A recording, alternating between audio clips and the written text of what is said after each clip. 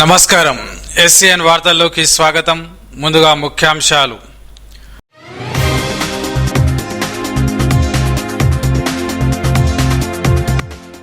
దేశంలో సాంకేతిక విప్లవానికి బాటలు వేసిన రాజీవ్ గాంధీ జయంతి వేడుకల్లో మాజీ మంత్రి ఐకే రెడ్డి.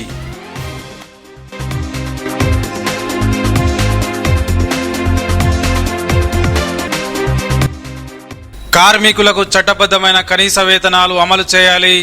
కార్మికులతో ర్యాలీ నిర్వహించిన TUCI.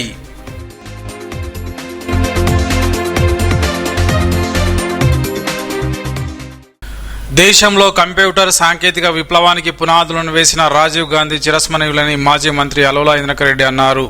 మాజీ ప్రధానమంత్రి భారతరత్న స్వర్గీయ రాజీవ్ గాంధీ జయంతి సందర్భంగా పట్టణంలోని ITI కళాశాలలో సద్భావన దివస్ పేరుతో నిర్వహించిన జయంతి వేడుకలలో మాజీ మంత్రి అలోలా పాల్గొని రాజీవ్ గాంధీ చిత్రపటానికి పూలమాలలు వేసి ఘనంగా నివాళులర్పించారు. ఈ సందర్భంగా ఐకే రెడ్డి మాట్లాడుతూ దేశ ఐక్యత సమగ్రత కోసం చేసిన సేవలను, యువత అభ్యున్నతికి తీసుకున్న నిర్ణయాలు దేశ చరిత్రలో నిలిచిపోతాయని అన్నారు. స్వర్గీయ రాజీవ్ గాంధీ స్ఫూర్తితో శాంతి, సోదరభావం, మత సామరస్యం, జాతీయ సమైక్యతను కాపాడుకునేందుకు ప్రతి ఒక్కరూ కృషి చేయాలని పిలుపునిచ్చారు. ఈ కార్యక్రమంలో PCC ప్రధాన కార్యదర్శి ఎంబడి రాజేశ్వర్, నాయకులు పతిరెడ్డి రాజేశ్వర్ రెడ్డి, ధర్మాజిగారి రాజేందర్, అల్లూరి కృష్ణవేణి, రమణారెడ్డి, పాకాల రామచందర్, భాస్కర్, నాయకులు, కార్యకర్తలు పాల్గొన్నారు. నిర్మల్ ITI కళాశాల రాజీవ్ గాంధీ గారి యొక్క పేరుతో నామకరణం చేసి ఇక్కడ స్వర్గీయ P. నర్సారెడ్డి గారు ఎగ్జిబిషన్ సొసైటీ వారు ప్రెసిడెంట్గా ఉన్నప్పుడు వారి కృషితోటి ఇక్కడ ITI సాధించుకోవడం జరిగింది. దాని రాజీవ్ గాంధీ వారి పేరు పెట్టి ఇప్పుడు ఇక్కడ ఇన్స్టిట్యూషన్ బ్రహ్మాండంగా నడుస్తుంది.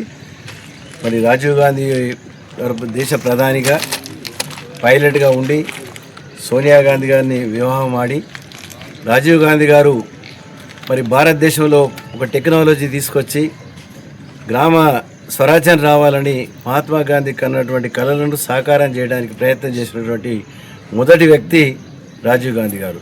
అంటే ఆ సమయంలో నేను జిల్లా పరిషత్ చైర్మన్ ఉండి ఆయన ప్రధానమంత్రిగా ఉన్నప్పుడు డైరెక్ట్గా మాకు నిధులు ఢిల్లీకి వెళ్ళి జిల్లా పరిషత్కు నిధులు పంపించారు. ప్రజలకు డైరెక్ట్గా నిధులు పంపడం జరిగింది. అంటే గ్రామీణ వ్యవస్థను, గ్రామ ప్రాంతాల అభివృద్ధి అయితేనే మనము దేశ ప్రగతి సాధిస్తామన్న ఉద్దేశంతో వారు తీసుకున్న నిర్ణయం వల్ల అప్పటి నుంచి మరి మహాత్మా గాంధీ కన్నటువంటి కళలు గ్రామాల అభివృద్ధి జరుగుతూ ఉంది. రాజీవ్ గాంధీ గారు షాంప్ పెట్రోల్ తీసుకొచ్చి విదేశాల్లో ఉన్నటువంటి మన భారతీయుడే కానీ విదేశాల స్థిరపడిండు. ఆయన ఇక్కడ తీసుకొచ్చి టెక్నాలజీ ద్వారా ఇవాళ ఇంటర్నెట్ కానీ, ఇవాళ సెల్ ఫోన్లు కానీ, అప్పుడు కూడా ల్యాండ్ ఫోన్లు కానీ ఎన్నో ప్రాంతాలకు దూర టెలిఫోన్ వ్యవస్థను ఈ టెక్నాలజీ ద్వారా తీసుకొచ్చినటువంటి వ్యక్తి మరి రాజీవ్ గాంధీ గారు షాంప్ పెట్రోల్ ద్వారా ప్రయత్నం చేసిండు. రాజీవ్ గాంధీ గారు దేశానికి ఎనలేని సేవ చేసిండు. వారి పేరు స్థిరస్థాయిగా ఉంటుంది. మరి పండిత్ జవహర్లాల్ నెహ్రూ కుటుంబంలో మరి జన్మించి ఇందిరాగాంధీ కుమారుడుగా మరి ఎన్నో విదేశాలలో పేరు చేసుకున్నటువంటి వ్యక్తికి మనం ఇలా వారి జన్మదిన సందర్భంగా వారికి మేము నివాళులు అర్పిస్తూ ఉన్నాం. సాంప్రదాయ పంటలు సాగు చేసే రైతులు ఒక్కసారి ఆయిల్ ఫామ్ పంటను సాగు చేసి చూడండి, అధిక లాభాలు సాధించవచ్చు, తక్కువ వ్యయంతో ఎక్కువ లాభం అంటూ మాజీ మంత్రి అల్లోలా ఇంద్రకరెడ్డి రైతులకు అవగాహన కల్పించారు. గురువారం నిర్మల్ రూరల్ మండలం ముజ్గి గ్రామంలో మల్లయ్య అనే రైతు సాగు చేస్తున్న ఆయిల్ ఫామ్ పంటను పరిశీలించారు. క్షేత్ర స్థాయిలో పంటలు పరిశీలించి పంటకు సంబంధించిన వివరాలను అడిగి తెలుసుకున్నారు. ఈ సందర్భంగా మాట్లాడుతూ ఆయిల్ ఫామ్ సాగు రైతులకు మంచి వాణిజ్య పంటగా మారుతుందని అన్నారు. అయితే ఇది దీర్ఘకాలిక పెట్టుబడి, నాటిన వెంటనే ఆదాయం రాదని, 3 సంవత్సరాల నుండి పంట దిగుబడి ప్రారంభమవుతుందని తెలిపారు. 25 సంవత్సరాల వరకు ఒకసారి నాటిన తోట నుంచి దిగుబడి పొందే అవకాశం ఉంటుందని పేర్కొన్నారు. ఇతర పంటలతో పోలిస్తే తరచూ పంట మార్పిడి చేయాల్సిన అవసరం కూడా తక్కువగా ఉంటుందని వివరించారు. 3 ఎకరాల పంట నీళ్లు సరిపోతాయని చెప్పి ఇట్లా ఈ విధంగా ఏమేమి క్వశ్చన్స్ ఉన్నాయో వాళ్ళు డైరెక్ట్ అడిగారు. ఫ్యాక్టరీ కాడుకోయారు, ఫ్యాక్టరీ కూడా చూశారు. దీంతో పొల్యూషన్ ఉందా, ఫ్యాక్టరీ జాగ ఎంత ఉన్నది, అదంతా కూడా చూడడం జరిగింది. దాంతో ఒక అవేర్నెస్ వచ్చింది. మరి వాళ్ళ మల్లయ్య గారు కూడా అనుభవంతో 10 ఎకరాలు పెట్టాడు. కానీ చూసినట్టయితే వేరే వాళ్ళకి చెప్పగలుగుతాం. ఇప్పుడు ఎట్లయిపోయిందంటే ప్రచారము ఆయిల్ ఫామ్ మనం అప్పుడు పెట్టినప్పుడు చాలా మంది ఎందరో మంది అనుభవాలు చెప్పారు, భయపడ్డారు. మళ్ళీ ఇప్పుడు దాని మీద లాభం వచ్చిన తర్వాత 11 లక్షల రూపాయల పంట పండిందని చెప్పి ప్రతి ఒక్కరికి. కానీ ఆ చెట్లు చూస్తే మాత్రం బ్రహ్మాండంగా పంట పండేటట్టు ఉన్నాయి. ఆ విధంగా మనం ఇంకా చేయవలసింది కూడా కొద్ది. ఈ మొక్కల గురించి ఇప్పుడు మన నిర్మల్ జిల్లాలో 10,000 ఎకరాలలో పెట్టిర్రు ఫ్యాక్టరీ వస్తుందని చెప్పి. అంటే ఫ్యాక్టరీ మనకు అప్పుడు లైసెన్స్ ఇచ్చింది ఆదిలాబాద్, నిర్మల్, నిజామాబాద్, కామారెడ్డి, సిరిసిల్ల, ఇన్ని జిల్లాలు కలిపి మనకు ఒక్కటే నిర్మల్ ఫ్యాక్టరీ ఇచ్చింది. నాలా పర్మిషన్ ఇచ్చింది. నాలా పర్మిషన్ ఇల్లు కట్టుడు అవుతుందా? నాలా పర్మిషన్ అన్ని ఉంటేనే నాలా పర్మిషన్ ఇస్తారు కదా. పర్మిషన్ ఇచ్చారు. దసరా కొబ్బరికాయ కొడదాము, ఈ ఫ్యాక్టరీ మొదలు పెడదాం. ఫ్యాక్టరీ ఆర్డర్ ఇచ్చి కూడా ఇచ్చారు పాపం వాళ్ళు, మిషనరీ. ఇక మన నిర్మల్ ఎమ్మెల్యే ఎటువంటి వాడు దొరికిందంటే అభివృద్ధి నిరోధకుడు.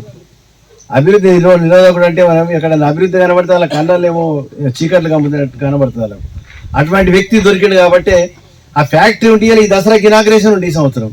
మన నిర్మల లేట్ అవుతుందని చెప్పి వాళ్ళు నందిపేటలో భూమి నందిపేటలో ఫ్యాక్టరీ వేస్తున్నారు.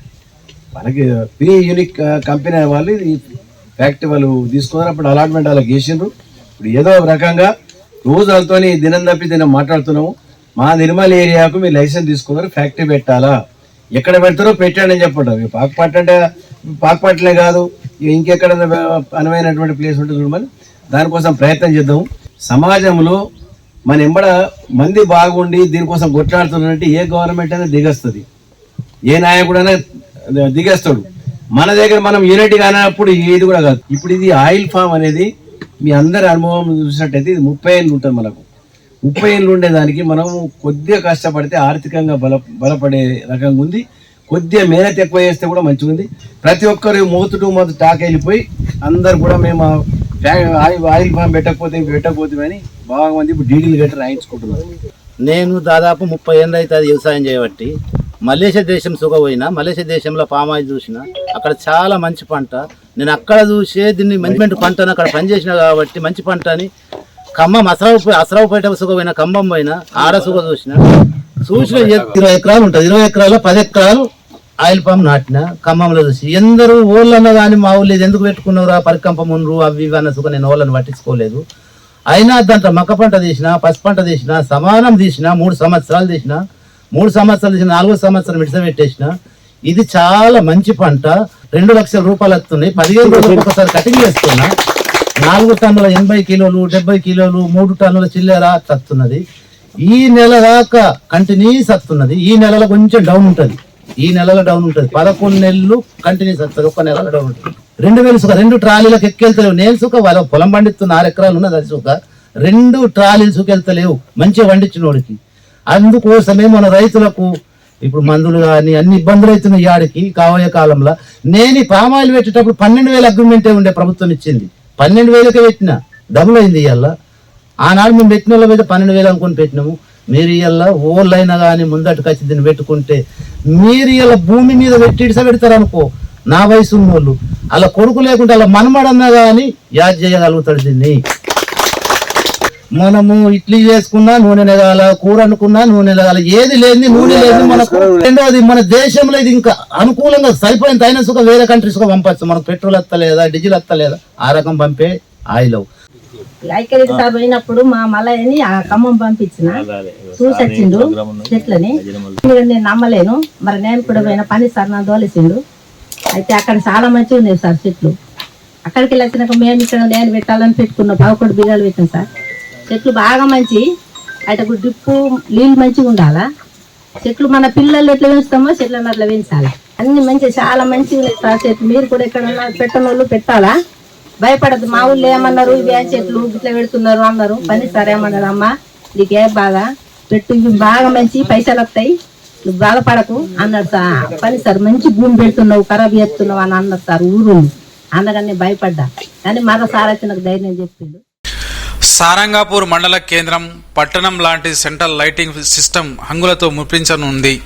ప్రముఖ పారిశ్రామికవేత్త అల్లోల మురళీధర్ రెడ్డి గ్రామ సర్పంచ్ కోనేరు భూమనతో కలిసి 10 లక్షల సెంట్రల్ లైటింగ్ సిస్టమ్ ఏర్పాటు గురువారం శంకుస్థాపన చేశారు.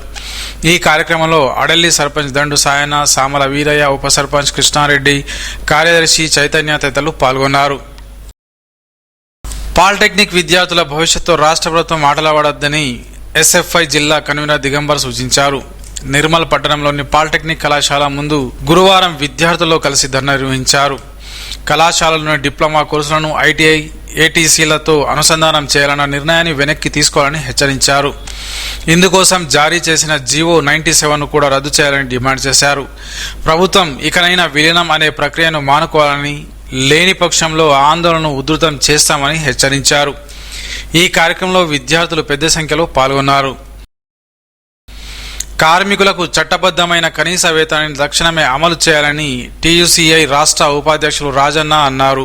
గురువారం గాంధీ పార్క్ నుండి ఆర్డీఓ కార్యాలయం వరకు ర్యాలీగా తరలి వెళ్లి ఆర్డీఓ కార్యాలయం ముందు నిరసన తెలిపారు. కార్మికులకు వేతనం అనేది ప్రాథమిక అవసరాలను తీర్చడానికి, వారి ఆరోగ్యం, పని, గౌరవాన్ని నిలబెట్టుకోవడానికి సరిపోయేలా ఉండాలని, పనికి తగ్గ వేతనాన్ని అందించాలని నిరసన తెలిపారు. జీవన్ వెంటనే అమలు చేయాలి. సుప్రీంకోర్టు గైడెన్స్ ప్రకారం వేతనాన్ని కార్మికుల ఐక్యత, కార్మికుల ఐక్యత. ఒక్క కుటుంబంలో 4 యూనిట్లుగా తీసుకొని వేతనాన్ని, ఒక్క కుటుంబంలో 4 యూనిట్లుగా తీసుకొని వేతనాన్ని సవరించాలి. ఒక్క కుటుంబంలో 4 యూనిట్లుగా తీసుకొని వేతనాన్ని వైఖరి లేబర్ కోడ్లను అమలు చేయాలి. ఉన్న కార్మిక చట్టాలను అమలు చేయాలి. 44 కార్మిక చట్టాలను రద్దు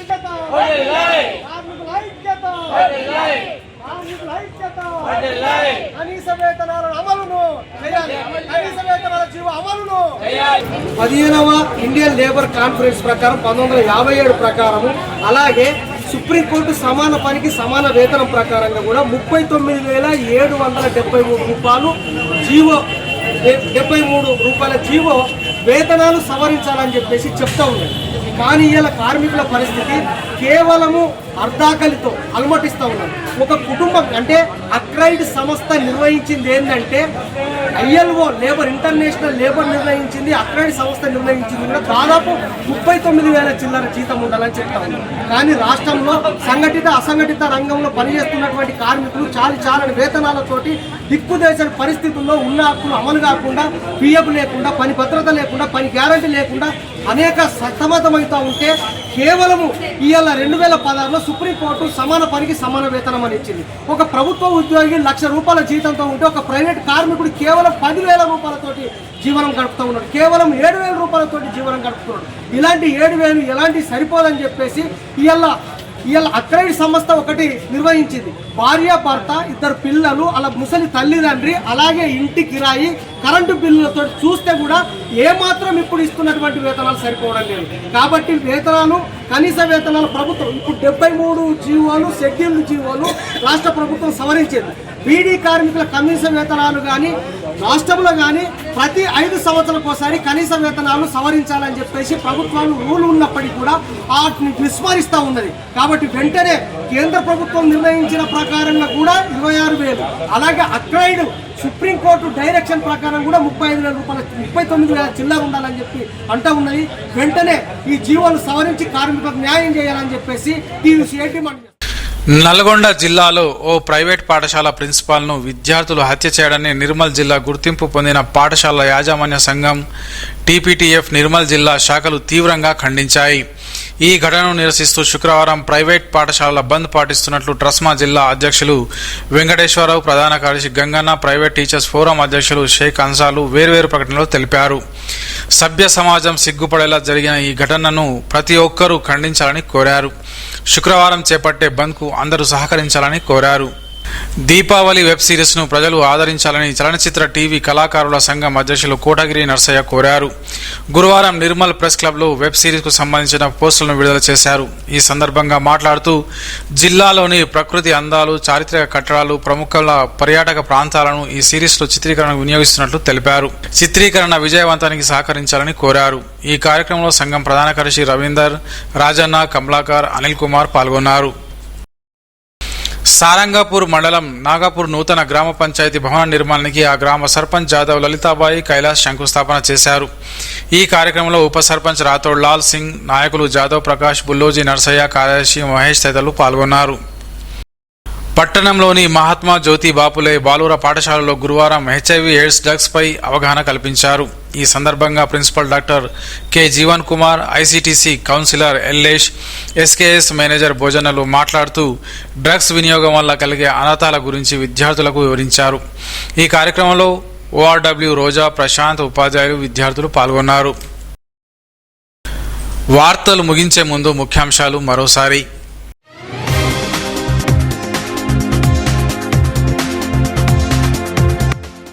దేశంలో సాంకేతిక విప్లవానికి బాటలు వేసిన రాజీవ్ గాంధీ జయంతి వేడుకల్లో మాజీ మంత్రి ఐకే రెడ్డి.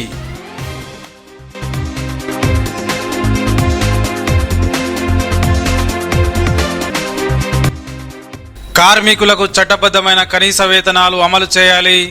కార్మికులతో ర్యాలీ నిర్వహించిన టీయూసీఐ.